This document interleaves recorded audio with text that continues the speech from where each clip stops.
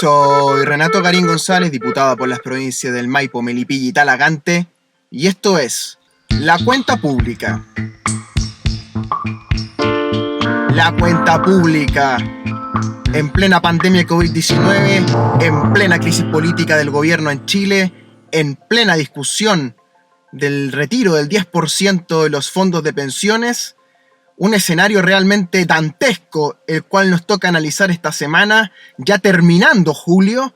Nos acercamos a pasos agigantados hacia agosto y el gobierno de Chile ha anunciado una estrategia de desconfinamiento llamada Paso a Paso, que también vamos a estar comentando y analizando. Pero primero, lo que está en la palestra, en la televisión, en los matinales. ¿Qué está ocurriendo en la política chilena hoy en día? ¿Cómo se desempeña el gobierno en su peor crisis política? Y cuando se mira al presidente de la República se le ve un tanto solo, un tanto triste y un tanto final. Aquí comienza entonces La Cuenta Pública. La Cuenta Pública. Tenemos que comenzar saludando a nuestros amigos del Facebook, del Instagram y del Twitter que me siguen en las redes sociales. Renato Garín Diputado, búscame en las redes sociales. En el Facebook ya somos más de 60.000 personas, en el Twitter son más de 50.000, en el Instagram somos algo así como 20.000 personas. Tenemos una amplia comunidad también. Estamos en Spotify, también estamos en Apple Podcast. Recomienda este podcast, recomienda este playlist. Ya más de 40, casi 50 capítulos de La Cuenta Pública, con algunos especiales por ahí, historia de Chile. Si te interesa lo que fue la independencia, también tenemos información sobre eso, historiografía sobre eso. Así que aquí comienza un nuevo capítulo que quedará quizá en nuestra propia historia de La Cuenta Pública. Así es. La cuenta pública nuevamente tiene que ponerse en perspectiva histórica y mirar la crisis que atraviesa el gobierno del presidente Sebastián Piñera luego de que se aprobara en la Cámara de Diputados y muy probablemente también en senadores el proyecto de ley sobre el retiro del 10% de los fondos de la AFP. Ya te he contado que firmé uno de esos proyectos, uno de esos 3 proyectos que fueron fusionados. Los autores de esos proyectos son, por un lado, la bancada regionalista que encabeza Alejandra Sepúlveda.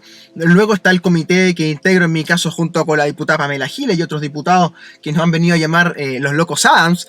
También tenemos a la tercera firma, que fueron los diputados PPD, a través de su comité, que también presentaron su proyecto de ley. Entonces somos algo así como 15 los diputados autores de estos proyectos de ley que se están discutiendo.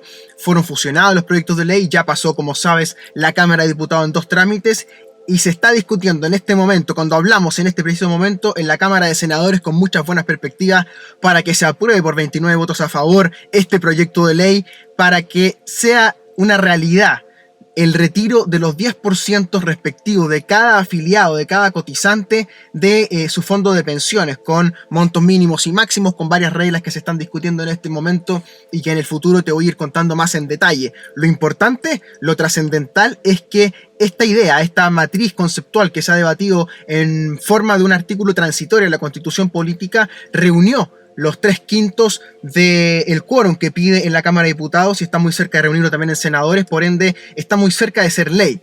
¿Qué viene entonces ahora? Viene el llamado callejón sin salida al cual se enfrenta el presidente Piñera, o recordando aquella canción de los 3, La Espada y la Pared, a la cual parece ser sometido la administración Piñera. Por un lado, tienen la estrategia del veto presidencial. El veto presidencial está regulado en la Constitución, es una institución muy histórica del presidencialismo chileno en las constituciones desde el 33 en adelante, donde el presidente se opone a una ley aprobada en el Congreso, la veta y le introduce modificaciones. Puede ser un veto supresivo, es decir, que elimina normas u oraciones, un veto modificatorio, un veto que reforma lo que ha aprobado el Congreso, y el segundo camino es el Tribunal Constitucional.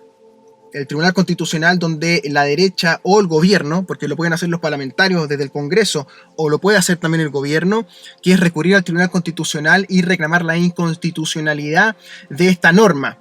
¿Por qué podría ser inconstitucional? Es bueno analizar estos argumentos que se han presentado. Ha aparecido Arturo Fermandá, un destacado constitucionalista, han aparecido profesores de la Universidad Católica, se ha armado un poco de polémica al respecto, han contestado otros profesores desde la Chile, desde la Universidad Central, también en el Mercurio se han mandado carta y carta. ¿Por qué podría ser inconstitucional? Vamos ordenando entonces. Ya te digo, el veto puede ser supresivo o modificatorio, ¿verdad? Son las dos estrategias de veto que podría tener Piñera. Eso cierra el el ámbito del veto, y tiene la otra posibilidad, que es mandarlo al Tribunal Constitucional, ya sea a través de los parlamentarios o el propio gobierno. ¿Por qué ser inconstitucional? Podría ser inconstitucional, dicen, porque el proyecto requería quórum de 2/3. ¿Por qué 2/3? Porque estaríamos regulando una materia que toca el derecho de la seguridad social en el artículo 19 de la Constitución, que lista los derechos fundamentales. Me parece que es el número 18 el que regula la seguridad social. Por ende, en ese sentido, si estuviéramos tocando una materia de 2/3, como son los derechos fundamentales, el proyecto de reforma constitucional por vía transitoria debería también haber sido aprobado por 2/3 y no lo fue. Lo fue por 3/5. Eso es un argumento que se ha manifestado. Y en segundo lugar, también se manifiesta un argumento de esta índole, del índole inconstitucional del proyecto de ley, que sería la idea del artículo transitorio. ¿Ok? Nosotros lo que estamos proponiendo, que se ha aprobado ya, es el artículo transitorio. Es decir, no va en el corpus de la Constitución, sino que va en los artículos transitorios de la misma. ¿Por qué podría ser inconstitucional, según argumentan los profesores de derecha en general? Porque estaríamos utilizando una estrategia como un subterfugio legal, una especie de resquicio, según ello, porque estaríamos utilizando el camino de un transitorio para una materia más bien permanente, ¿no? Y que los transitorios no son un tipo de artículo para ser usado de esta manera, es decir, en emergencias o en normas que aplican durante poco tiempo, sino que sería una especie de puente entre normas que son dictadas con diferencia temporal. Por ejemplo, la norma que es dictada en el año 80 deja normas transitorias para que después se regulen las normas constitucionales al respecto, así funciona la Constitución. Entonces sería un doble problema, según dicen estos profesores. Por un lado, habría un problema de quórum, y por otro lado, habría un problema de ubicación, de geografía constitucional, por así decirlo, por la presencia de un artículo transitorio y no de un artículo permanente dentro del corpus de la Constitución. Visto así, entonces, es muy probable que nos veamos ante un escenario de tribunal constitucional. ¿Por qué? Porque la otra estrategia, como te decía, que es el veto, es muy compleja para el presidente Piñera. ¿Por qué? Porque el presidente Piñera tiene el problema de que si veta la ley, se le vienen las mayorías encima, ¿no? Mayorías democráticas, mayorías que se han manifestado de diversa manera en Chile, estudios de opinión pública, cacerolazo, redes sociales, prensa, televisión, donde aparece permanentemente la idea del retiro del 10% y la gente estaría a favor sobre un 80%, según todos los sondeos. Incluso algunos se acercan al 90% que estaría a favor de este retiro. Y la cantidad de personas que retiraría un monto de su monto de pensiones asciende más o menos al 85%, según la encuesta CADEM, lo que es muchísimo. Recordemos que hace una semana atrás hablamos de un 55-56% de personas que harían el retiro. O sea, ha aumentado en un 30% las personas interesadas en hacer un retiro de su AFP.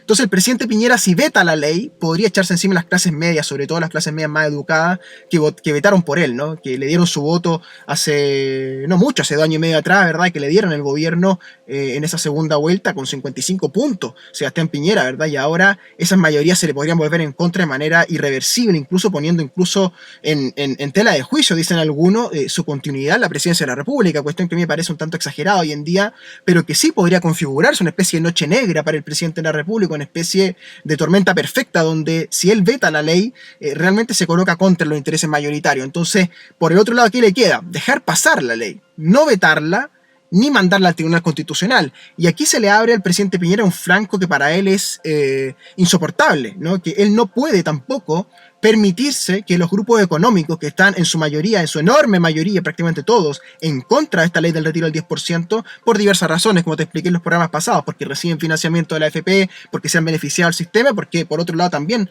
son personas que creen firmemente y probablemente buenamente, con buenas convicciones, sobre lo bondadoso del sistema, ¿no? Yo no comparto esa mirada, pero me parece que hay que ser leal del punto de vista intelectual y pensar que hay personas en los grupos económicos que están en contra por buenas razones, que yo no las veo tan claras, pero que pueden estar en contra por buenas razones, en contra de la ley del 10%. Entonces, si el presidente Piñera no veta la ley, ni la manda al Tribunal Constitucional y permite buenamente el retiro del 10%, podría echarse encima a los grupos económicos. Pensamos en Said, pensamos en Yarur, pensamos en Sayé, pensamos en Luxig, pensamos en Angelini, pensamos en los Mate, ¿verdad? Pensamos en los Solari, Grupo Betia, en fin, pensamos en las grandes fortunas que controlan los diversos aspectos de la vida nacional en sus industrias, en la bolsa de comercio, en el mercado de inversiones, en los medios de comunicación, que son básicamente los mismos grupos económicos. Si esos grupos económicos le bajan el pulgar al presidente Piñera, si por por ejemplo La Tercera de Álvaro Sayé, si por ejemplo Canal 13 de Andrónico Lux, si por ejemplo Mega del grupo Betia Solari, se lanzan contra el gobierno y comienzan a pautar temas y a colocar reportajes y a colocar análisis y a colocar contenido en contra del gobierno, que no lo han hecho desde octubre en adelante. Es decir, no han los medios de comunicación en Chile masivos, hegemónicos, no han navegado con el viento de las mayorías hacia el gobierno, más bien han resistido y han colocado panelistas del gobierno o de la derecha, como Marcela Cubillos, por ejemplo, ¿verdad? Como Joaquín Lavín permanentemente, como los alcaldes de derecha que analizamos en otro capítulo, ¿verdad? Es decir, parlamentarios de derecha también, es decir, el arcoíris de la derecha, sus rostros, ¿verdad?, televisivos, están en los medios de comunicación hegemónicos, dominantes, que no les pueden bajar el pulgar porque eso realmente le abriría un flanco político al gobierno irreversible, inexorable. Si estos medios de comunicación y estos grupos económicos dejan de acompañar la agenda gubernamental. Entonces, para el presidente Piñera puede realmente configurarse esto como un callejón sin salida, la espada y la pared, digamos, porque si él no veta la ley, se echa a los grupos económicos encima. Si él veta la ley, se echa a la gente encima, a las grandes mayorías de las clases medias.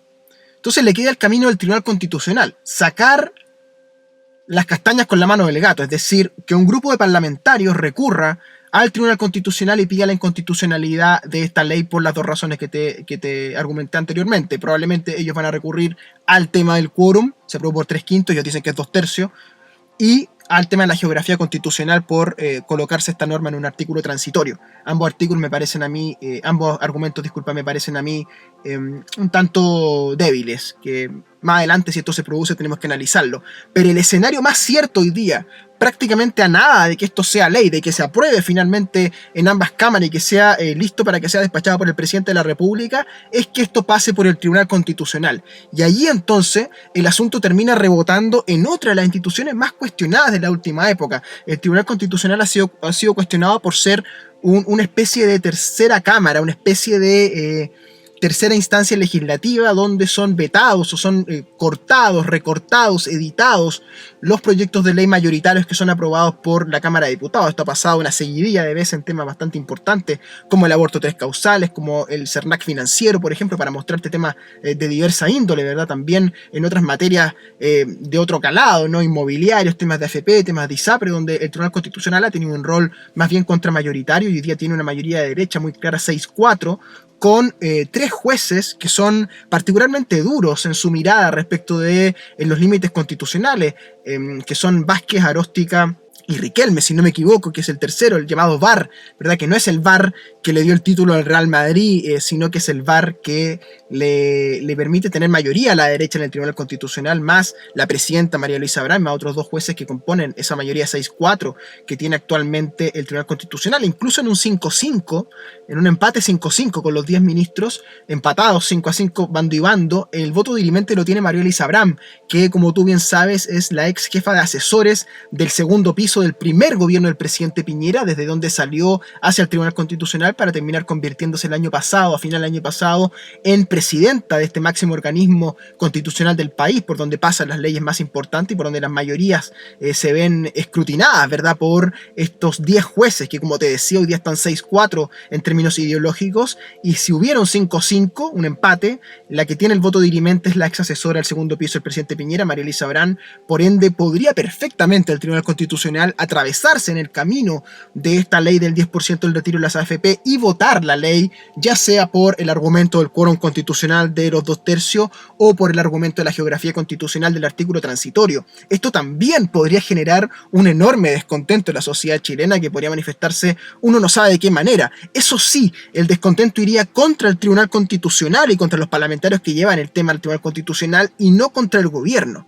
Y eso es un matiz muy importante que podría hacer que el presidente Piñera zafe del conflicto bañándose un poco en mantequilla, ¿verdad? Y no interviniendo directamente, sino que sacando las castañas con la mano del gato, como te decía, y zafar de la espada y la pared para que la ley sea inconstitucional por un lado y no entre en vigor, jamás sea ley, y por el otro lado que las mayorías no interpreten que el gobierno es quien impide de facto que sea ley. Entonces pareciera que el camino se inclina hacia el Tribunal Constitucional y hacia un Tribunal Constitucional muy adverso probablemente para la aprobación de esta ley. Yo no me imagino una mayoría hoy día para que sea ley en el Tribunal Constitucional. Igualmente tenemos que esperar cómo se envuelven los acontecimientos, pero vamos a ver 3 semanas futuras, donde de aquí a finales de agosto se juega un poco el orden institucional de Chile, ¿no? Si acaso el Tribunal Constitucional interviene en esta materia, si acaso el presidente de la República veta la ley, o si acaso realmente en algún momento tú puedes hacer retiro del 10% de las AFP, que están, como tú bien sabes y lo hemos analizado ya varias veces, en el centro, en el eje del modelo chileno, puesto que prestan capitales a bajo costo al Estado de Chile, también prestan capitales a bajo costo en la Bolsa de Comercio de los principales grupos económicos y pagan malas pensiones. Y también, por supuesto, tienen enorme utilidad estos grupos que controlan las AFP, como Principal Financial Group, como Prudential Financial Group, como el grupo Sura colombiano, ¿no? Que son grupos internacionales que invierten en Chile a través de las AFP. Es decir, estamos en un escenario muy complejo, una especie de ajedrez trabado en el centro del tablero, donde el gobierno tiene claramente 3 opciones. Uno, dejar que esto sea ley y echarse a los grupos económicos encima y buena parte de la derecha, difícil que lo haga. Vetar la ley y echarse a las clases medias encima directamente, difícil que lo haga, o sacar las castañas con la mano del gato y mandar un grupo de parlamentarios al Tribunal Constitucional a reclamar la constitucionalidad de la ley del 10% y con esto entonces argumentar ya sea la falta de quórum o la geografía constitucional del artículo transitorio y de esta manera votar, sacar del camino esta ley e impedir el retiro del 10%. ¿Qué ocurra de aquí en adelante? Va a ser probablemente materia de historia, puesto que estamos en una situación inédita en la política chilena en los últimos 40 años, una especie de trabamiento en el centro del tablero del ajedrez, como te decía, donde el presidente de la República se ha visto envuelto en un escenario muy difícil, puesto que él mismo ha decidido intervenir en manejar la mayoría parlamentaria, en tratar de devolver al redil a esos 13 diputados que acompañaron a la oposición la primera votación. No lo logró. Incluso otros diputados se le cambiaron de posición y volvieron a haber 95 votos en la Cámara de Diputados. Recordemos que la oposición son solo 82. Por ende, el fracaso del presidente directamente.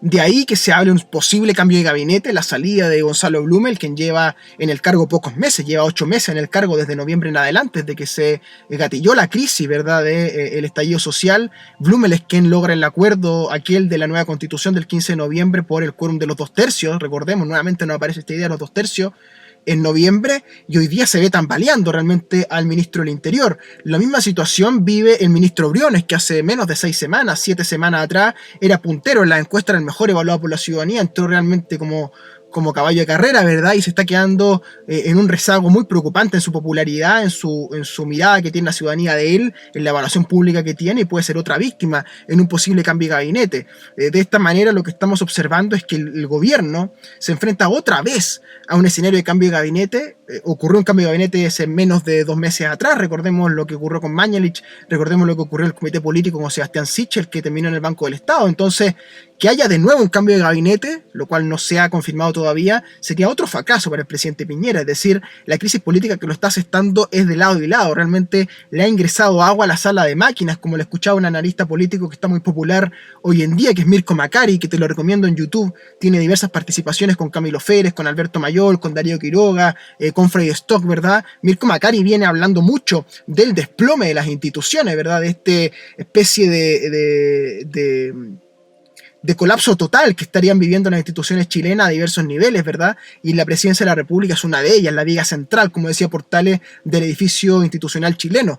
Si Piñera logra zafar de esta crisis, va a ser muy mal herido, va a tener su coalición más chica, va a tener una coalición más desordenada. El escenario anterior, donde Joaquín Lavín se perfilaba con tanta claridad, es cada vez más incierto. Ha aparecido con mucha fuerza Isquia Siches, ha aparecido con mucha fuerza Daniel Jadwe. Entonces, la incertidumbre que atraviesa hoy día la gestión política de Piñera es enorme. Y tenemos que vislumbrar con mucho cuidado lo que ocurra de aquí en adelante, a ver qué pasa, porque Chile nunca deja de sorprendernos.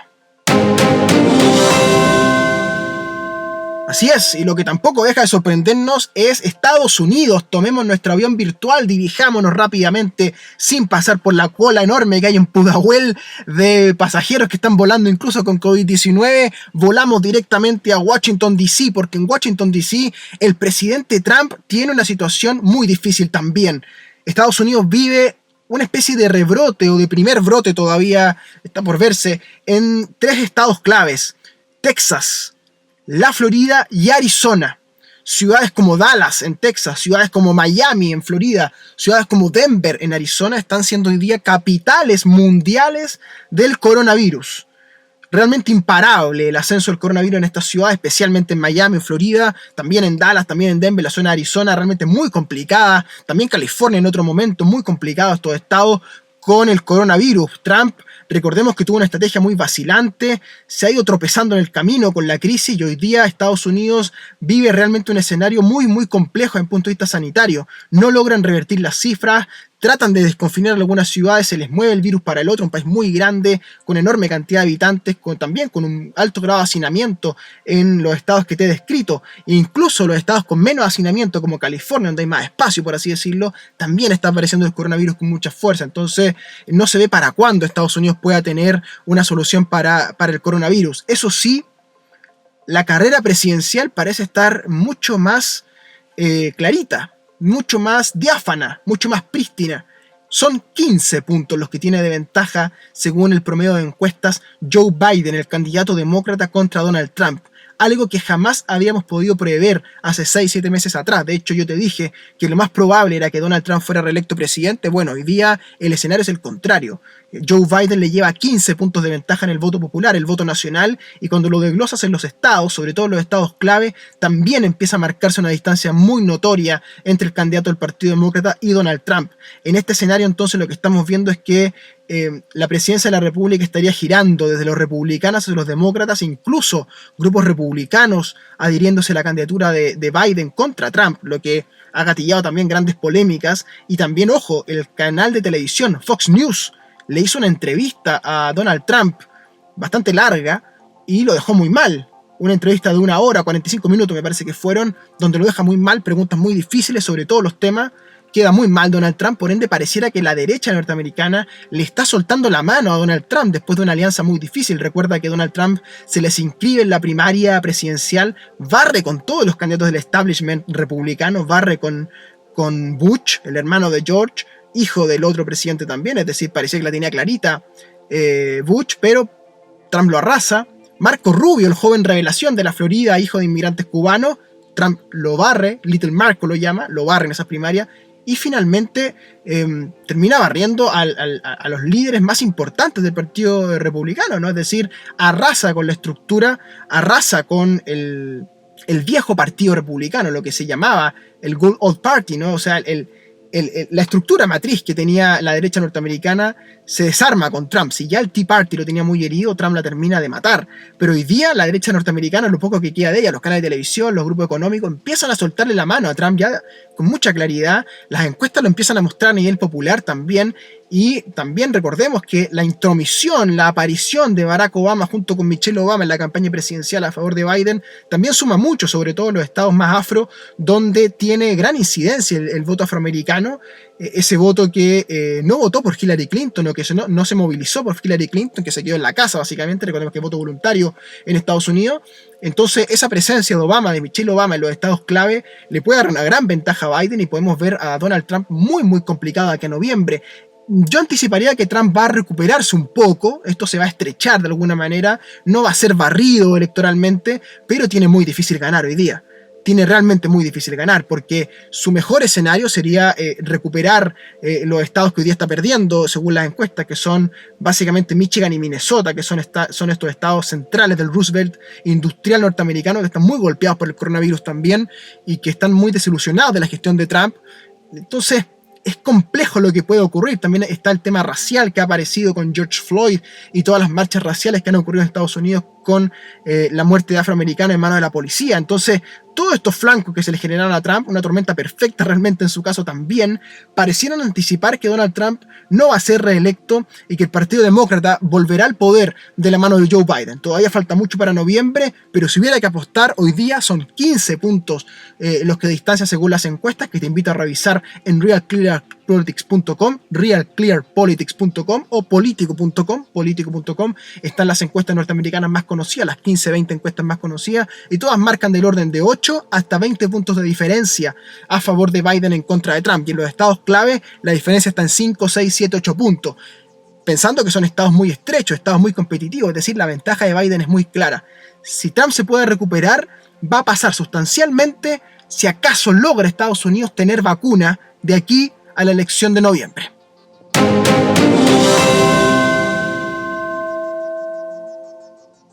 Exactamente, el mundo completo está volcado en búsqueda de una vacuna. Una vacuna que se está investigando básicamente en 4 flancos. El puntero es la Universidad de Oxford. La Universidad de Oxford, que sigue demostrando su importancia en el mundo, una universidad de 1000 años de historia, donde yo tuve el gusto de pasar una temporada, par de temporadas allí. En esta larga historia de 1000 años me siento una pulguita en ese enorme animal que es la Universidad de Oxford, que está investigando en búsqueda de una vacuna. Hay una profesora muy destacada, destacadísima, con su equipo de trabajo en un college especializado en materia de biotecnología buscando la vacuna. Están ya ensayando, han ensayado en animales, en ratas, están probándolo en humanos ya, y pareciera indicar que ellos van punteros en la funcionalidad de esta vacuna, es decir, que esta vacuna pueda ser realmente aplicable en seres humanos y que pueda ser masiva.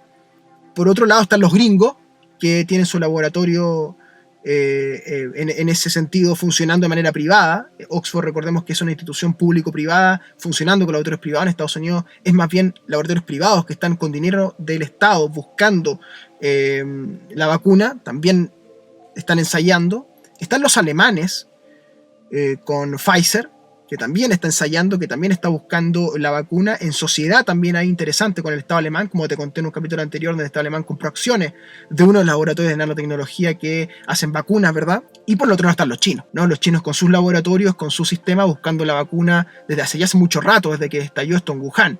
Entonces tenemos Oxford, tenemos Estados Unidos con sus laboratorios, tenemos Alemania con sus laboratorios y tenemos los chinos con sus laboratorios. Pareciera ser, según la prensa, que Oxford va puntera, pero de esto no se tiene ninguna certeza todavía.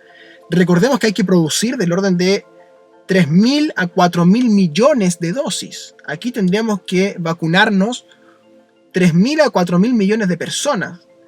Se estima que Oxford, si hubiera la necesidad, podría producir junto al laboratorio Moderna del orden de 2.000 millones de dosis, lo que es una locura realmente. O sea, la Universidad de Oxford podría producir 2.000 millones de dosis. Impresionante realmente, la mitad de lo que se requiere. Y se estima que los otros 2 laboratorios occidentales, por así decirlo, los alemanes y los norteamericanos, podrían hacer otros 1.000 millones cada uno. Por ende, podríamos tener en Occidente los 4.000 millones de dosis de vacuna disponibles. ¿Cuándo? No se sabe. Se habla del primer semestre del 2021, se habla de finales de este año. En esta materia yo no soy ningún experto, te reproduzco lo que leo básicamente en los medios internacionales, en mi inglés y en mi escueto francés. No logro más allá de eso, un poquito de portugués, pero tampoco leo medios chinos, no puedo leer medios alemanes como me gustaría en alemán, tengo que traducirlo en inglés.